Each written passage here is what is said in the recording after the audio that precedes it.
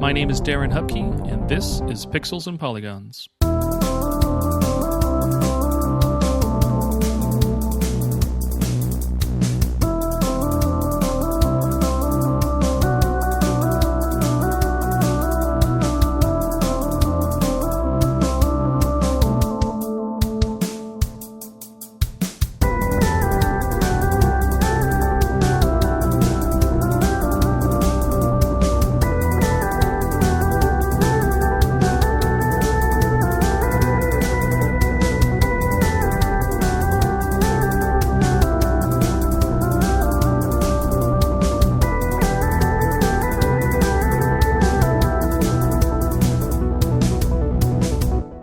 All right, everyone. Welcome to a new episode of Pixels and Polygons.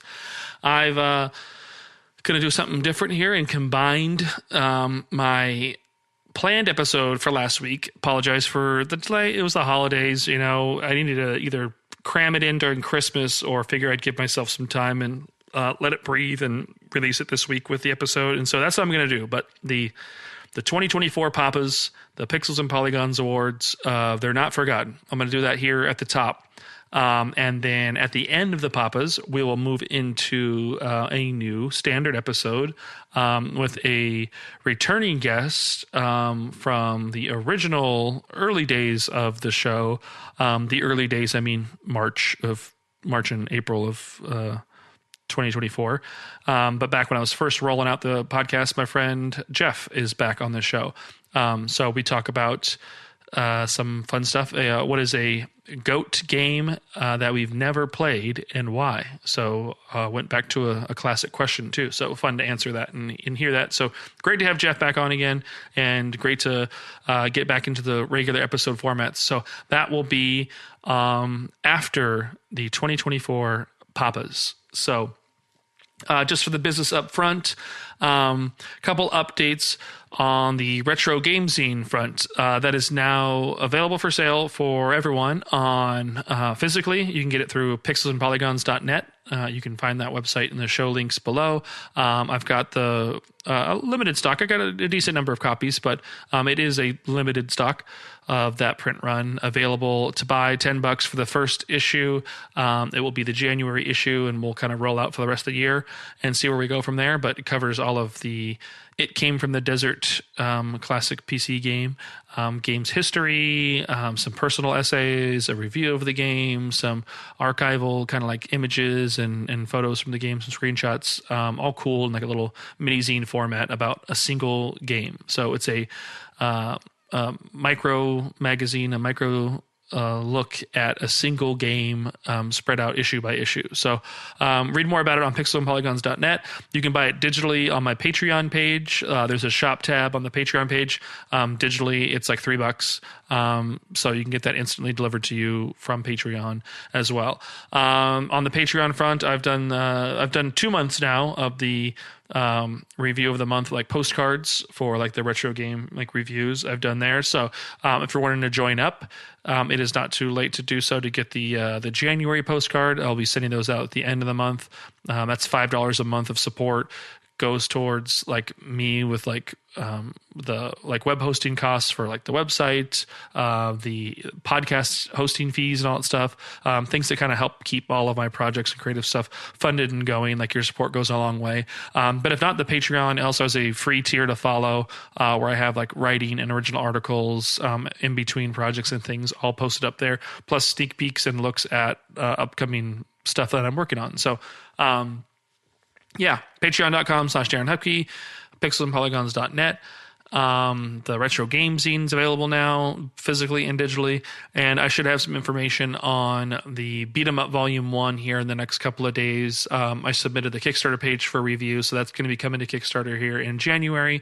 And I've got that essentially 95% locked down. Just looking to add some bonus content to it from another contributor.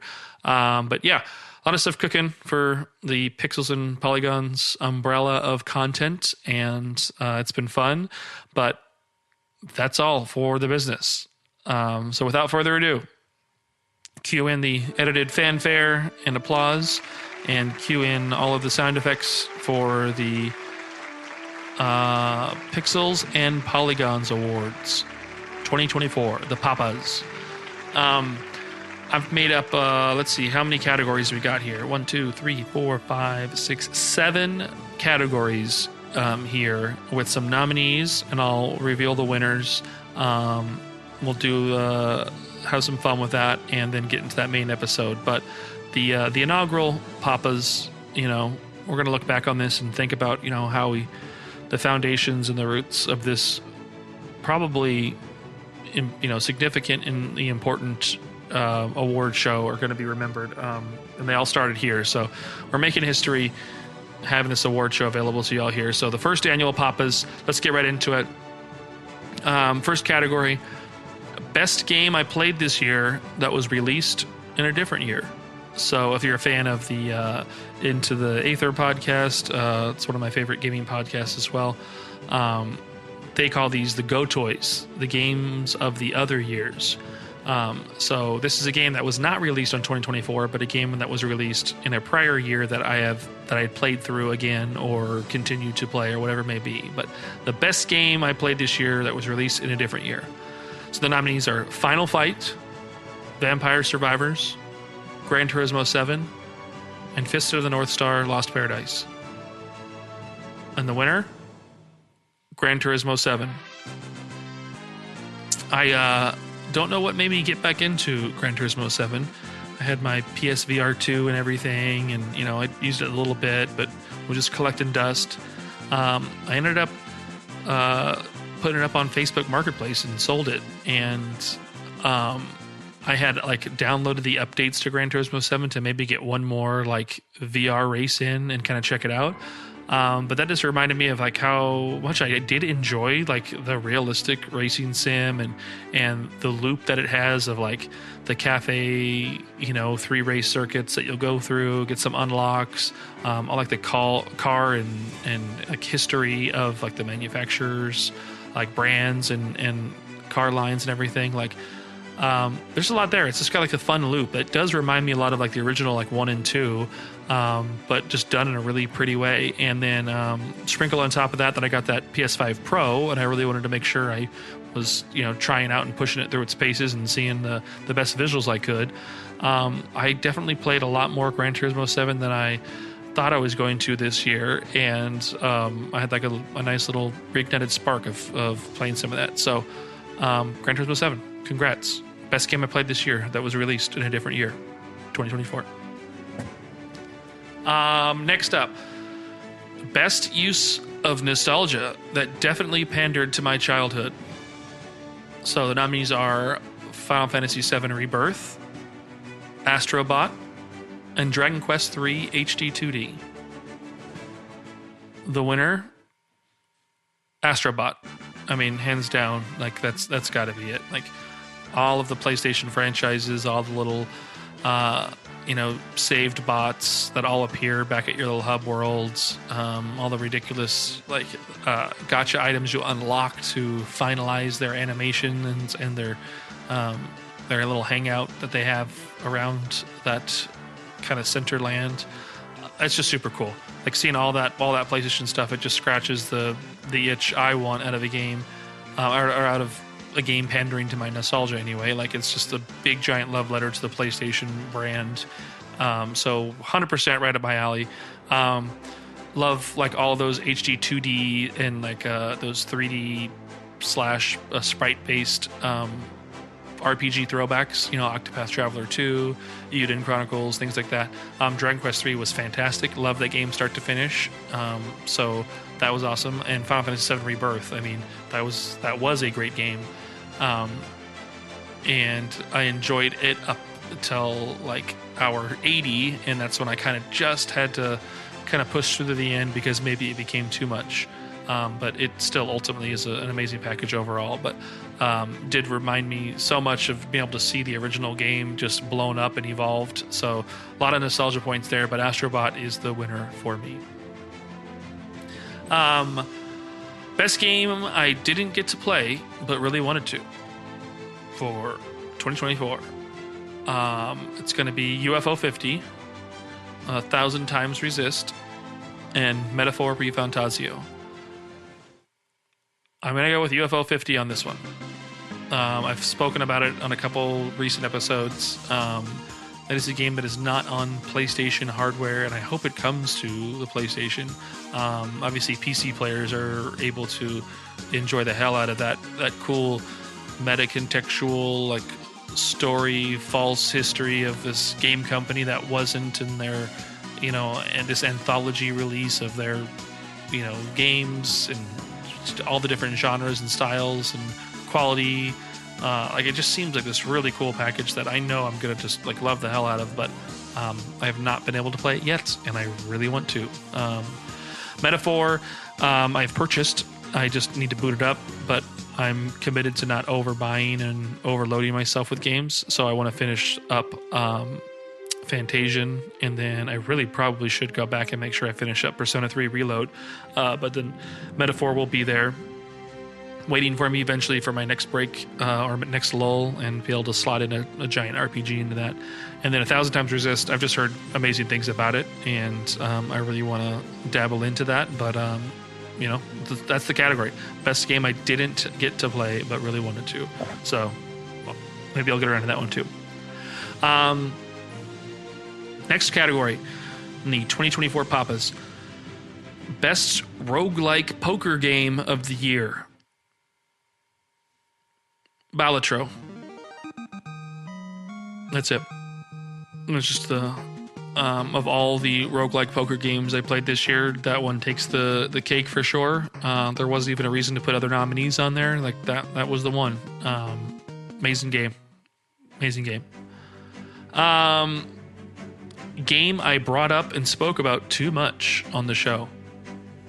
Nominees are Shenmue, Crazy Taxi, Harvest Moon, and Final Fantasy VII, the original, if we want to clarify. And the winner of the game I brought up and spoke about too much, Shenmue. Even when it wasn't a topic of the episode, or even if it wasn't a game that was in discussion, I feel like I brought this one up the most. Like, I kept kind of tying back to or sharing about how something compared to or reminded me of, or when talking to somebody in their answer for the episode question, kind of shoehorning in like a Shenmue story. It just felt like I did. I may not have actually spoke about it too much, but it felt like I did. And Final Fantasy VII I think would be a close second there for sure.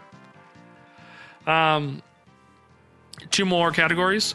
This one has data and actual science behind it. This isn't just a joke or a feel good or an arbitrary just picked thing just to have it, but the most popular episode of the year.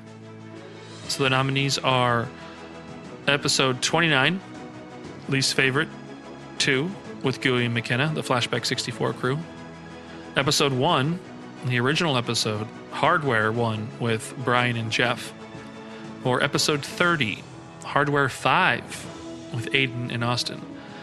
All great guests, all great episodes. I mean, I might be biased here, but I think they all three were standout. But according to the download metrics on my RSS.com hosting page, the most downloaded episode of these in the last year was Hardware 5 with Aiden and Austin. That's that was a question where we answered our favorite console or our favorite system, I believe. I don't think that was the console story one. So maybe that question was popular. I don't know the reason for it, but that was the most downloaded episode. So appreciate every guest that was willing to do the show and for coming back. I mean, essentially everyone, there was no one and dones. Everyone came back for multiple episodes and will hopefully continue to come back for more. I appreciate talking to y'all. So congrats, episode 30. Last category and last award for the 2024 Pixels and Polygons Awards. The Papa for my personal favorite game of the year. I really wanted to just have some fun categories and just kind of be silly about it because I really don't care for award shows or things. I love people sharing their lists and their favorites and their best ofs and things like that. But when it turns into like we should all care about some other people's opinions and unanimously agree about some type of like game. Like, you know, they all scratch different itches for all of us. So there's no way to have a unanimous choice or anything, but your favorite or to share your opinion, sure, I'll hear that. I'll listen to that and maybe I agree, maybe I don't, but it's your opinion and you're entitled to have that, not make a definitive, you know, answer to this question. But my personal favorite game of the year is going to pick a game that I think was my favorite. I am not saying any of these games are better than others or better than other ones out there, better than your choices or the games that you played. These are just games that I thought I enjoyed, and out of all of them, what my favorite one is. So, didn't need to have to set that up, but, you know, this just category doesn't have a fun twist to it or anything. So, just to be clear about that. Nominees are Persona 3 Reload, Astrobot, Balatro, Final Fantasy VII Rebirth, and Animal Well. So 5 nominees. But of all 5, all games I thoroughly enjoyed, top to bottom, and would recommend you all play. But out of all of these games, the winner of the 2024 Papa personal favorite game of the year goes to Balatro. Yep. Just a really good game. I try to weigh this with just going with my gut, not trying to go overly think about it, overly critical or anything. I didn't want to do necessarily just total playtime, but, you know, what was that, like addiction category mixed with playtime, mixed with like charm and style, mixed with, you know, just something that kind of lingers in my head and stuff like that. You know, there's a bunch of reasons you can justify picking, you know, your favorite and all that stuff. But I was completely surprised by Balatro. It came out of left field. I think it's a unique story from like a developer standpoint. I think it's a one-person team. I love like the pixelated art style, the soundtrack, the strange vibe, the really quick and twitch gameplay, the roguelike loop of it all, taking a concept of like that's familiar with poker, but like making like an enhanced and, you know, beyond what you'd expect iterated, you know, game out of it. And it was just addicting. Like, you know, I wanted to kind of keep coming back to it over and over again. On my birthday, I had a couple friends over. You know, we were sitting around, playing a lot of different games, doing a lot of different things, and threw this on just to have some fun. And we ended up doing like, I don't know, way too many runs, passing the controller around and everything. Did my friends get burned out? Maybe want to turn it off long before I did? Maybe, but it's my birthday and that's what I wanted to do, and we just kept playing, and I had a great time with that. Yeah, the other nominees, Persona, Astrobot, Final Fantasy VII Rebirth, Animal Well. Similar reasons that I shared and gushed about Balatro, like came out of left field. It's an indie game, had really that cool, like retro, like visual charm, but just modern, like aesthetics and style. Like that also was the one that came out of left field and surprised me, and I loved, especially as it got weirder as it went on, and it wasn't just this simple adventure game. There was more to it as you spent more time investing in it. But yeah, that's the Papas. Balatro taking away the big trophy or whatever my awards are. I didn't like Photoshop anything. I probably should do that for the next year, and maybe have something kind of prepared for that. Maybe I'll even go crazy and, you know, mail out an award as if I am some type of prestigious award giver company. I wanted to say different words for all those things, but I kind of blanked out on what I wanted to say. You know, like the Academy of movies. Well, man, what do they call them? Whatever. Hey, it's late. Finishing up recording this. You're getting a punch drunk Darren here. So appreciate y'all listening.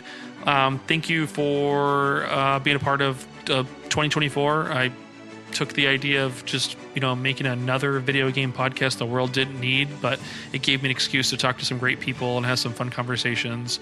A pretty simple gimmick to just answer a question.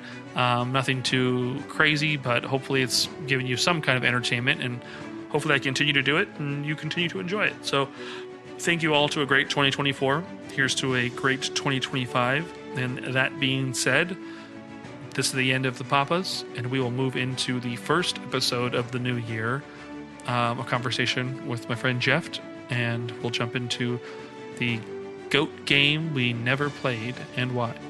Thanks for listening. Bye.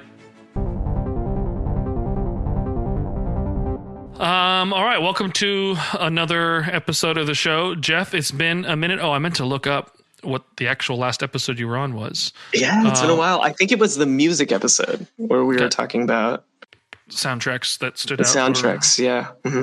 Yes. So you were me and you talking about it. We're coworkers. If you go back and listen to those old episodes,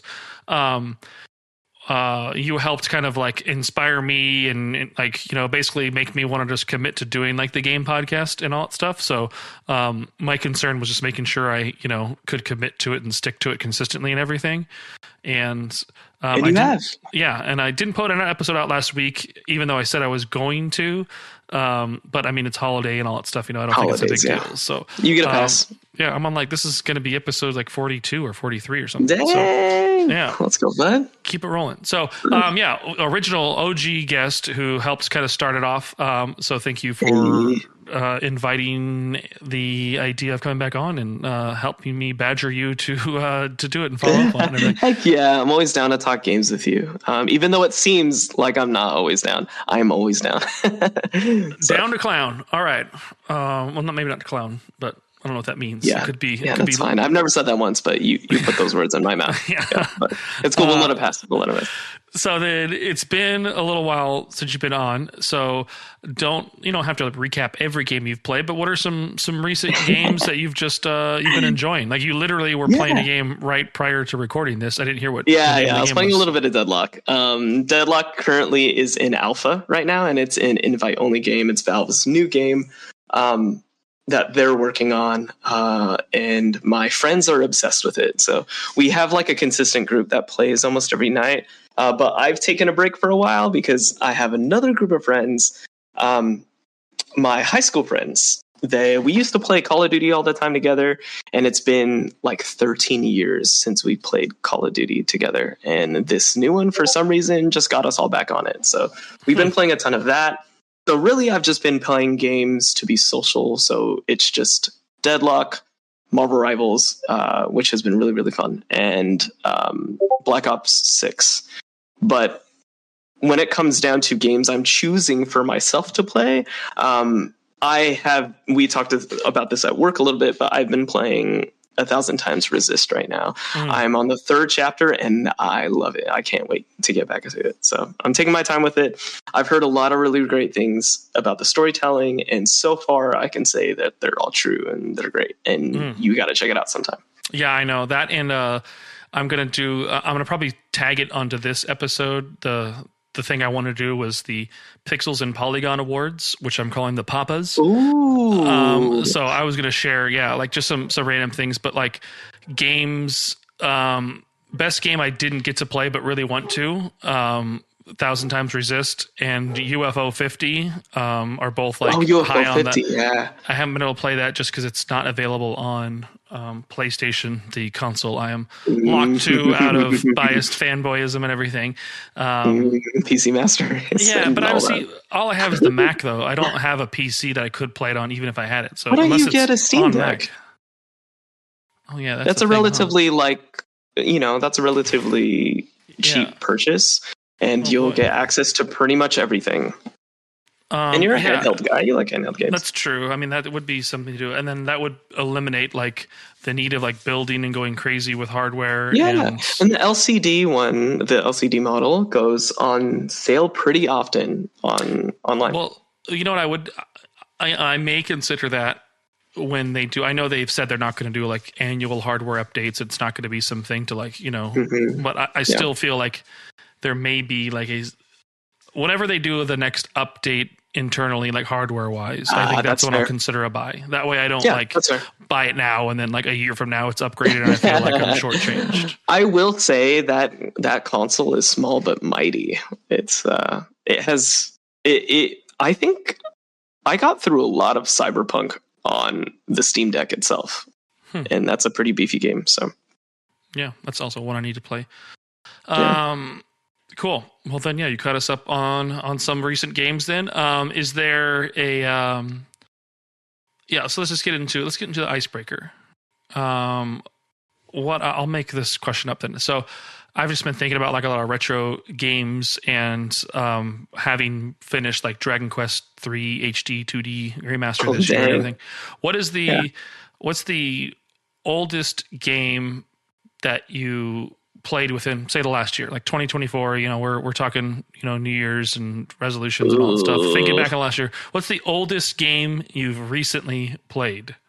The oldest game? Oh, that's a hard one. If it were up to remakes, I played through the Resident Evil 4 remake and the Silent Hill 2.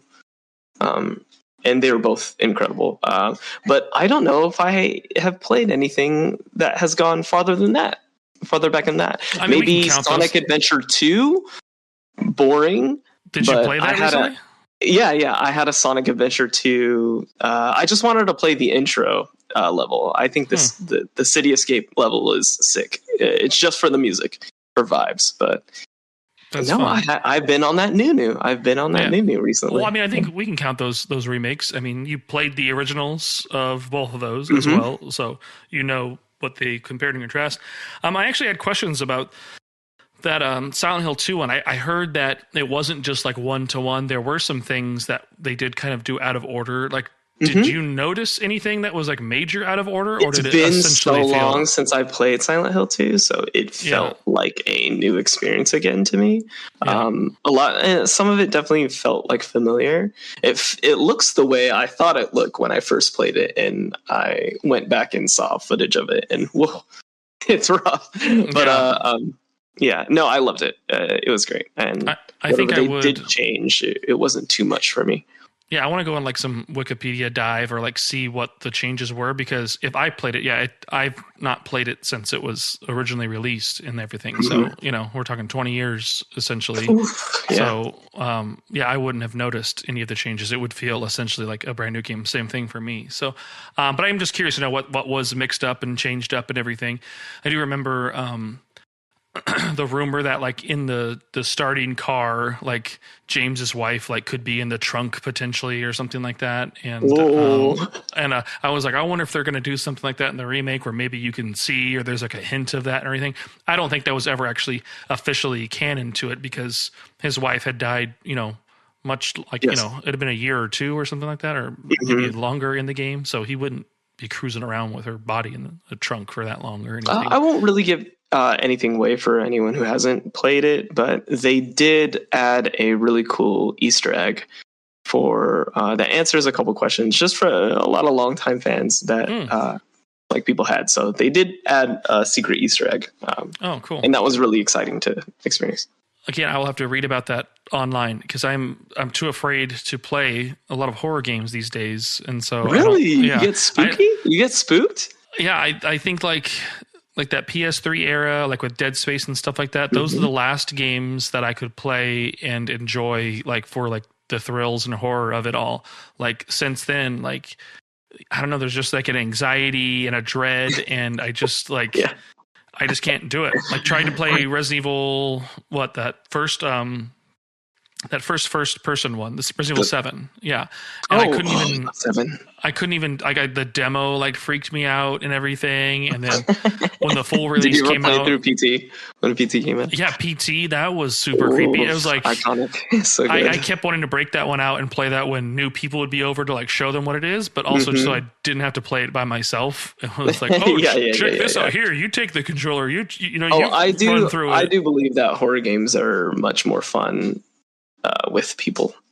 Yeah, I think what helps me like can think about it is like from a game design standpoint, like you get limited weapons and limited ammo and all that stuff, but that's by design. You're not going to throw 1,000 monsters that you can't defeat or anything, so like I try and like logically put like a game designer hat on while playing it, and maybe I'll be less like like the anxiety will and dread and all stuff will kind of dissipate. But like, you just got to look at it as a study for you. You got to check yourself. I just haven't been able to do it in a while, and I don't know. I will say, small tangent when it comes to horror games. My roommates, the way that we bond together is to find a random horror game online and play together.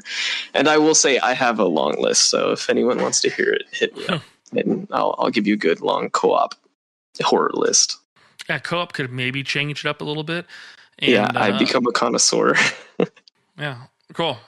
All right, well then, I think that counts as the oldest game you've most recently played. Those two remakes count. Yeah. Cool. Well, then we'll get into the main episode topic. I like this question. It's been a minute since we've got to ask this question. We've asked a version of this question, but this one is a different slant. It's the what is a GOAT game you've never played and why? So, GOAT for all you, the older audience out there, a greatest of all time. Greatest of all time. Caliber game. So this doesn't necessarily be... I mean, obviously, this is one you've never played, but like obviously one you like critically or culturally that we hear about a lot as like one of those like must play experiences. We don't have time to play every game ever made, so we've missed some games. But yeah, what is one that's people consider a GOAT game that you've never played?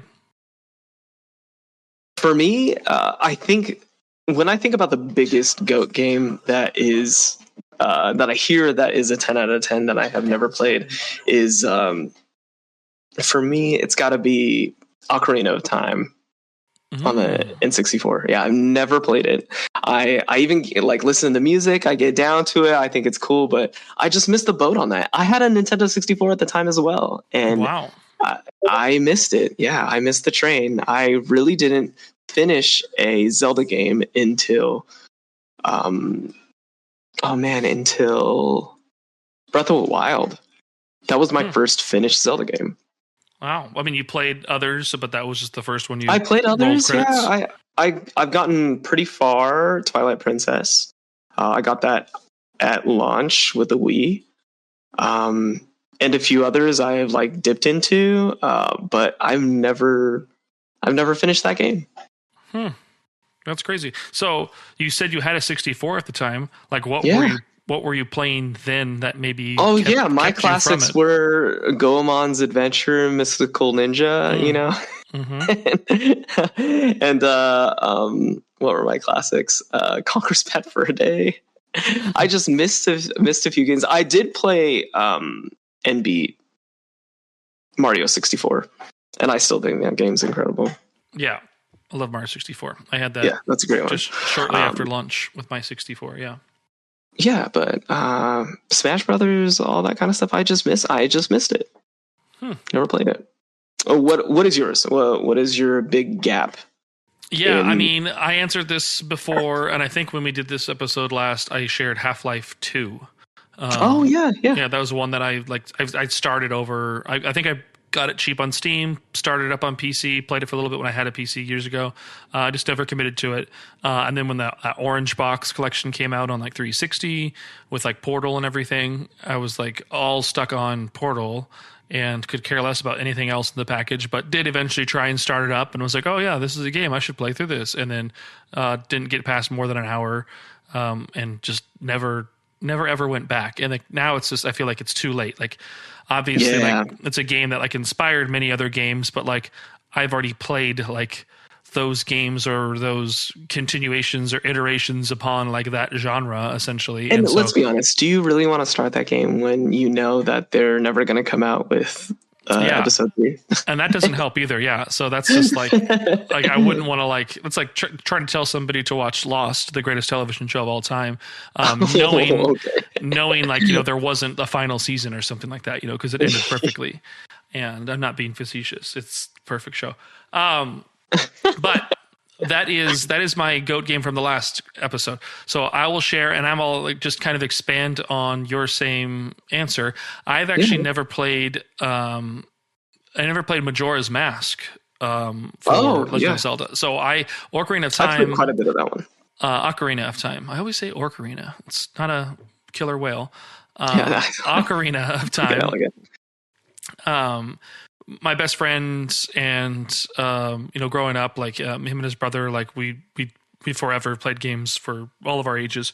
They've both been on the show actually, but I had already gotten rid of my Nintendo 64 and had a PlayStation at the time, but they were always the Nintendo household. So they had the 64. So once the Ocarina came out, like we played through that. Like we'd have, weekend sleepovers and we'd just be pouring in countless hours. Like we absorbed and found all the nooks and crannies and did, everything within that game. And I think by the time Majora's Mask came out, I had moved from living out, in the Arizona area where I was at the time, and I'd moved to Southern California. And so I didn't have anybody in my like new circle there that was like a big Nintendo 64 fan. It was just all kind of PlayStation stuff, and that's all I had was the PlayStation. So I never got to experience that.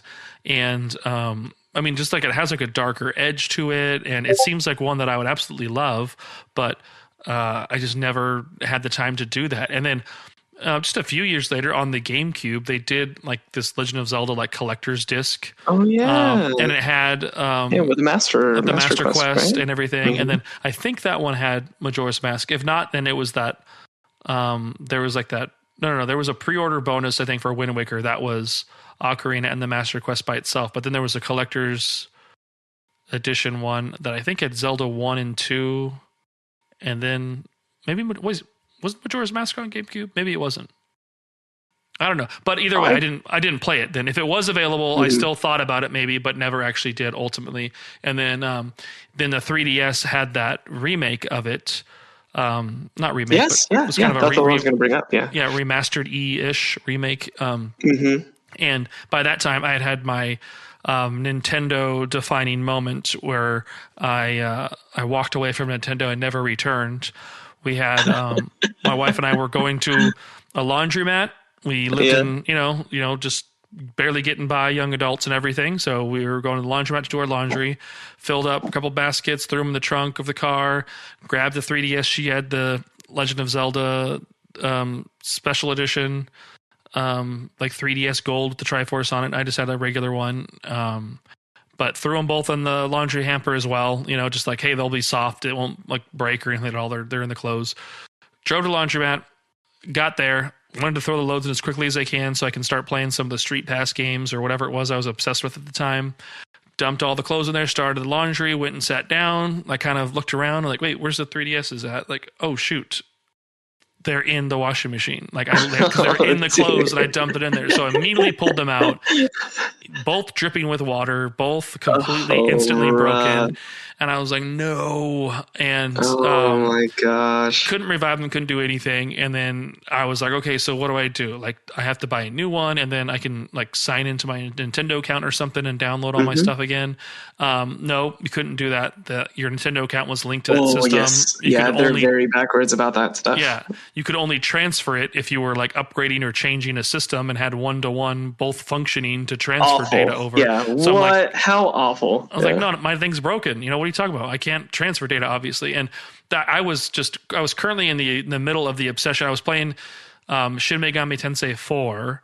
And then I had all of like those 4 initial like Street Pass games where you were like Me Force was like the shooter one where you'd get people to help be like bonus weapons. Oh yeah, I remember those. There's like a gardening one where you'd just like grow flowers and everything, and your friends would help you like water more. Like there's 4 different games, and I just loved all 4 of them. I would constantly be playing those. Like every day, I'd be bringing my 3DS, getting all the Street Pass tags I could get, and like this all came grinding to a halt there.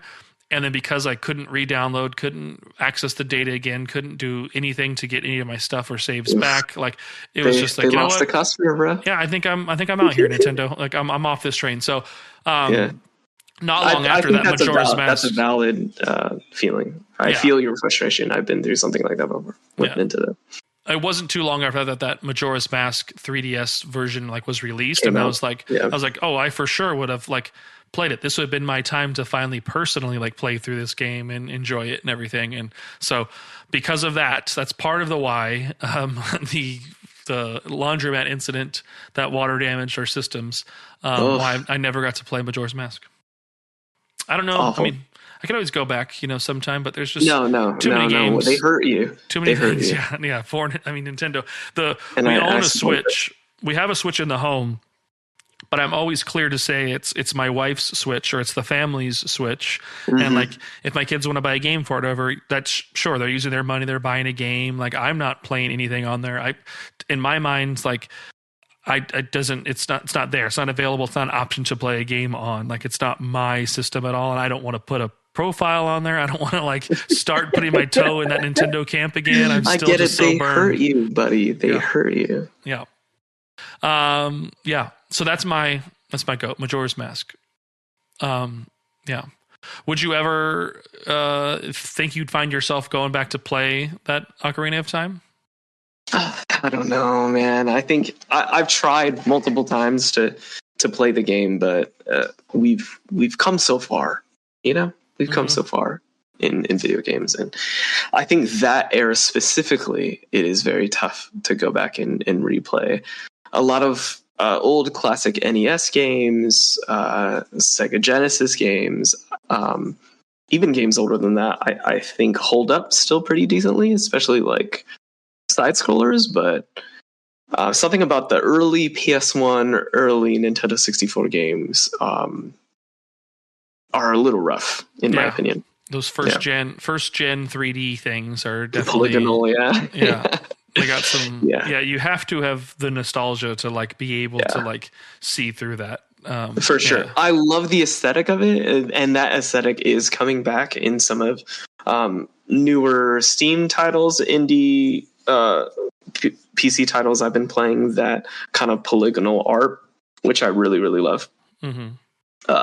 That aesthetic is coming back, but just the way the game feels, it's tough. Yeah.